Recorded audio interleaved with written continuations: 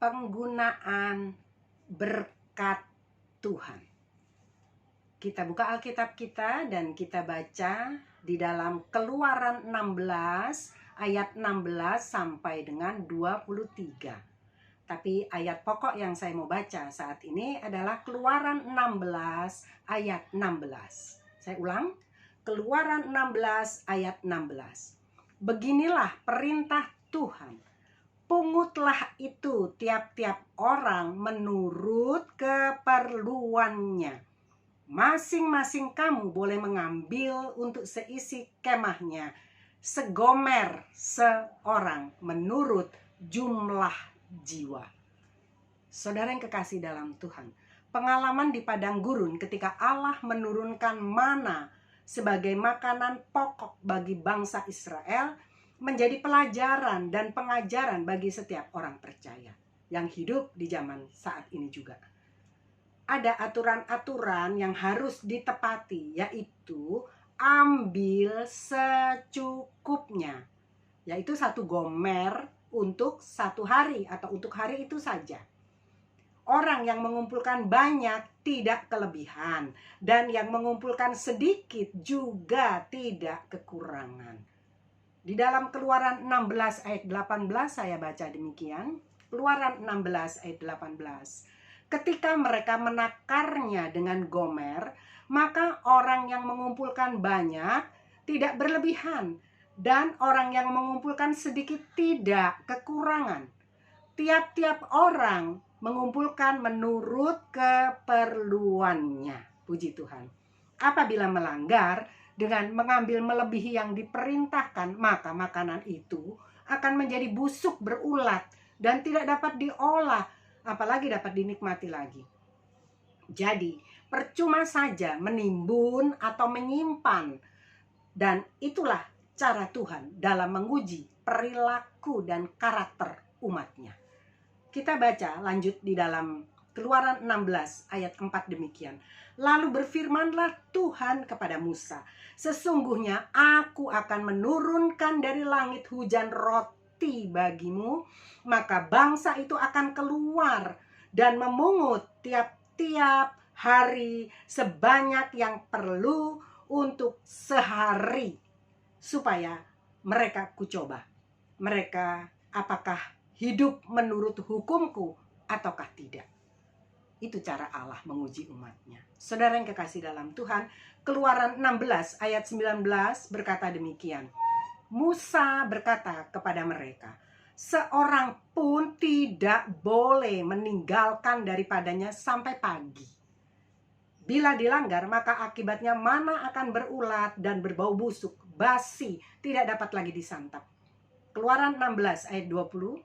Tetapi ada yang tidak mendengarkan Musa dan meninggalkan daripadanya sampai pagi, lalu berulat dan berbau busuk. Maka Musa menjadi marah kepada mereka. Jadi roh gak dengar-dengaran ini dari zaman dulu masih ada sampai sekarang. Sebab itu hati-hati, taat, taat, dan taat. Itu yang perlu dilakukan umat Tuhan, orang percaya. Dengar-dengaran kepada firman Tuhan. Anak kecil sekolah minggu saja yang kita layani, selalu ya kita bilang, anak-anak, adik-adik, dengar-dengaran. Ada lagunya itu saudara. Saya tidak akan menyanyi lagu sekolah minggu saat ini. Terus saya lanjutkan firman Tuhan. Artinya larangan dan aturan itu diberikan kepada mereka untuk diajarkan beberapa hal. Mari kita lihat. Yang pertama, percaya. Sebab Allah pasti memenuhi janjinya dan sanggup memelihara mereka dan menurunkan mana setiap hari sesuai dengan kebutuhan. Allah tidak lalai dengan janjinya. Dia pasti menepati dan dia memberkati setiap hari. Ada berkat setiap hari. Selalu baru tiap pagi bagi kita berkat Allah. Haleluya, puji Tuhan. Dan yang berikut, mengajar untuk orang percaya. Jangan serakah, jangan tamak, tidak rakus, dan berniat menyimpan, menimbun, dan menimbun berkat untuk dirinya sendiri. Karena khawatir, takut bila esok tidak ada lagi berkat. Tidak ada lagi simpanan untuk hari besok. hari ke depan. Padahal kita tidak tahu bagaimana hidup kita di depan, hanya Tuhan yang tahu, saudara. Bahkan untuk hari Sabat pun Allah telah mengaturnya dalam Keluaran 22 ayat 24 sampai dengan 26. Namun masih saja ada orang-orang yang berani melanggar perintah dan pengaturan Tuhan, aturan Tuhan. Mereka tidak mau tunduk. Itu kita lihat dalam Keluaran 16 ayat 27 sampai dengan 28. Kita baca Keluaran 16 ayat 27 sampai dengan 28 demikian. Tetapi ketika pada hari ke-7 ada dari bangsa itu yang keluar memungutnya. Bandel ya saudara. Mereka tetap memungut padahal sudah dilarang. Tidaklah mereka mendapatnya. Sebab itu Tuhan berfirman kepada Musa, berapa lama lagi kamu menolak mengikuti segala perintahku dan hukumku? Itulah saudara, kodrat dosa yang mengikat manusia, yang dibiarkan. Manusia itu dibiarkan untuk memilih. Allah tidak otoriter dalam hal ini. Dia tidak memaksakan kehendak, tapi harus ada inisiatif, respon, kemauan dari kita untuk memilih apa yang berkenan kepada Tuhan. Ingat kita kepada cerita orang kaya yang menimbun hartanya. Dia memenuhi lumbung-lumbungnya, namun kelebihan hartanya itu hanya untuk dinikmatinya sendiri, bukan dimaksudkan untuk memuliakan Tuhan dan memberkati orang lain. Kita dapat baca kisah itu dalam Lukas 12 ayat 19 sampai dengan 21. Sesudah itu aku akan berkata, kata si orang yang kaya yang menimbun harta, menimbun lumbung-lumbungnya dengan hasil-hasil yang dipadat-padatkan, ditumpuk oleh dia. Dia berkata, orang itu berkata kepada jiwanya, jiwaku, ada padamu banyak barang, tertimbun untuk bertahun-tahun lamanya. Beristirahatlah, makanlah, minumlah, dan bersenang-senanglah. Tetapi firman Tuhan kepadanya, hai engkau orang bodoh, pada malam ini juga jiwamu akan diambil daripadamu. Dan apa yang telah kau sediakan, untuk siapakah itu nanti? Dia tidak dapat menikmatinya akhirnya saudara.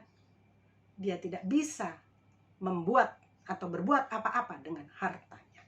Demikianlah jadinya dengan orang yang mengumpulkan harta bagi dirinya sendiri, jikalau ia tidak kaya di hadapan Allah. Peringatan keras ini saudara buat kita semua. Yang berikut kita diberitahu bahwa ada pemerataan dalam berkat yang dimiliki dan dapat dinikmati orang percaya.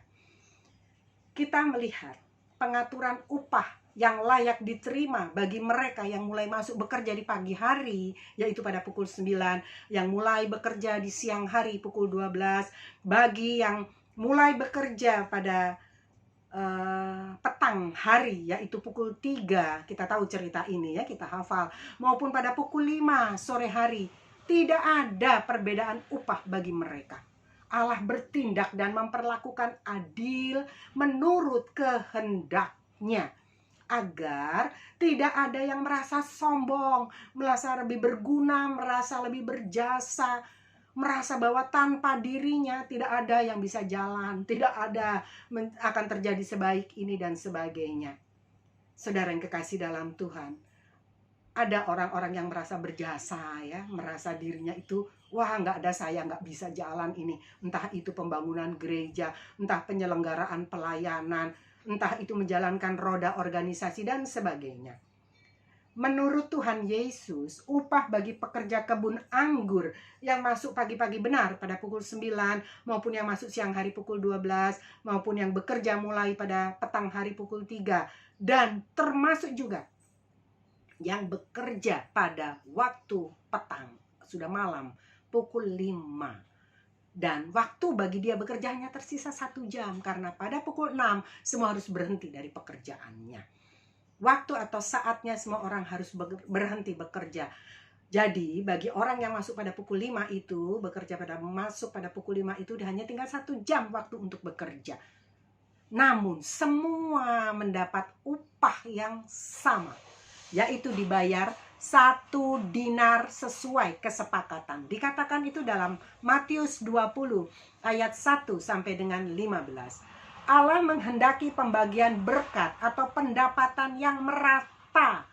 Kalau ada yang juga masih mau mengambil lebih, maka besok semua sudah akan jadi busuk, dimakan ulat seperti tadi dikatakan, basi, tidak bisa diolah lagi, tidak bisa lagi dimakan dan dinikmati. Jadi tidak ada gunanya.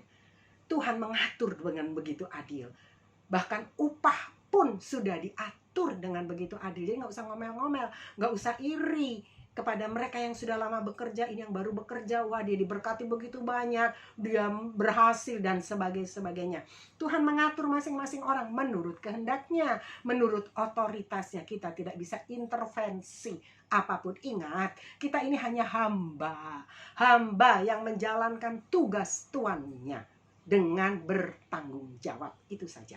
Yang berikut, tidak iri hati dan marah karena Allah menggunakan otoritasnya. Semua ada dalam kendalinya. Suka-suka Tuhan, bukan suka-suka kita, saudara. Tidak perlu ngomel, tidak perlu marah, tidak perlu meraju, tidak perlu ngambek. Mogok kerja, mogok melayani, bahkan mogok ke gereja. Saudara, jangan suka iri hati dengan orang lain yang lebih diberkati, yang kelihatan lebih berhasil, dan lebih memperoleh lebih banyak dari dirinya. Nggak usah, saudara. Semua udah ada jatahnya masing-masing. Sudah ada ukurannya. Tuhan tidak pernah salah dalam memperlakukan kita. Yang perlu kita lakukan, setia saja melayani, rajin saja bekerja, giat saja bekerja bagi Tuhan. Hati Tuhan disenangkan. Matius 20 ayat 11 sampai dengan 13 dan 15 saya baca demikian. Ketika mereka menerimanya, mereka bersungut-sungut kepada tuan itu, katanya, mereka yang masuk terakhir ini hanya bekerja 1 jam, dan engkau menyamakan mereka dengan kami yang sehari suntuk bekerja berat dan menanggung panas terik matahari. Nah, mulai membanding-bandingkan dengan diri sendiri. Tetapi tuan itu menjawab seorang dari mereka demikian, saudara, aku tidak berlaku tidak adil terhadap engkau. Bukankah kita telah sepakat 1 dinar sehari? Tidakkah aku bebas mempergunakan milikku menurut kehendak hatiku? Atau iri hatikah engkau karena aku murah hati? Aneh ya, kalau orang marah, orang jengkel, orang kesal, cemburu karena orang murah hati. Aduh, itu betul-betul hatinya penuh dengan kebencian, penuh dengan iri, penuh dengan hal-hal yang tidak baik ya. Itu perlu dibersihkan. Itu PR saudara buat kita. Bersih-bersih diri saat ini. Waktunya tidak begitu lama lagi. Kita akan siap menghadap pengadilan Tuhan. Kita akan siap disempurnakan. Bersih-bersihkan dirimu. Kerjakan PR yang kurang di hidup kita dengan sungguh-sungguh. Puji Tuhan. Saudara, yang berikut, kita tidak memberikan hatimu, orang percaya tidak memberikan hatimu bagi harta milikmu melebihi kepada Tuhan. Matius 6 ayat 21. Karena di mana hartamu berada, di situ juga hatimu berada. Jangan memperlakukan harta milikmu di dunia ini yang adalah hanya pinjam dari Tuhan dan yang hanya sementara atau yang fana dan yang tidak dapat selamanya kita miliki, kita nikmati, kita pergunakan. Itu dengan hanya untuk mempergunakannya, memuaskan hawa nafsumu. Saudara, Yakobus 5 ayat 5 versi mudah dibaca, saya baca demikian. Yakobus 5 ayat 5 dalam versi mudah dibaca. Kamu sudah menikmati hidup mewah di dunia ini. Kamu memanjakan diri dengan apa saja yang kamu inginkan. Kamu menjadi gemuk seperti binatang yang siap disembelih. Tuhan Yesus bahkan dengan keras memperingatkan murid-muridnya, pengikutnya di dalam Lukas 12 ayat 33. Demikian, Lukas 12 ayat 33. Jualah segala milikmu dan berikanlah sedekah. Buatlah bagimu pundi-pundi yang tidak dapat menjadi tua. Suatu harta di sorga yang tidak akan habis, yang tidak dapat didekati pencuri, dan yang tidak dirusakkan ngengat. Saudara yang kekasih dalam Kristus, harta seberapapun banyak dan mewah yang saudara miliki tidaklah kekal. Itu bisa usang, bisa rusak, bisa hilang dalam sekejap. Habis lenyap karena musibah atau hal yang diizinkan Tuhan terjadi. Bukankah ini pernah terjadi juga dalam kisah hidup Ayub, pengalaman hidup Ayub, bukan? Jadi, apa yang ada pada kita itu bukan milik kita. Meskipun itu barang termewah, termahal, tersuka saudara miliki. Entah benda atau sesuatu yang bernyawa, saya tidak tahu. Apa yang menjadi kesukaanmu, itu sudah melebihi kasihmu, perhatianmu kepada Tuhan. Hati-hati. Saudara yang kekasih dalam Tuhan, Ayub 1 ayat 21 berkata demikian, katanya, dengan telanjang aku keluar dari kandungan ibuku, dengan telanjang juga aku akan kembali ke dalamnya. Tuhan yang memberi, Tuhan yang mengambil, terpujilah nama Tuhan. Ayat ini tentu sudah saudara hafal dan itu saudara mengerti maksudnya. Saudaraku, untuk umat Tuhan di zaman kekinian, zaman now, hendaknya kita dapat memperhatikan dan menyimak pelajaran yang sudah kita pelajari tadi dalam, baik itu dalam perjanjian lama ataupun perjanjian baru. Kepada orang percaya diajarkan dan diperingatkan untuk hidup sekali lagi tidak mengandalkan harta duniawi ini, dan juga tidak salah di dalam mempergunakannya.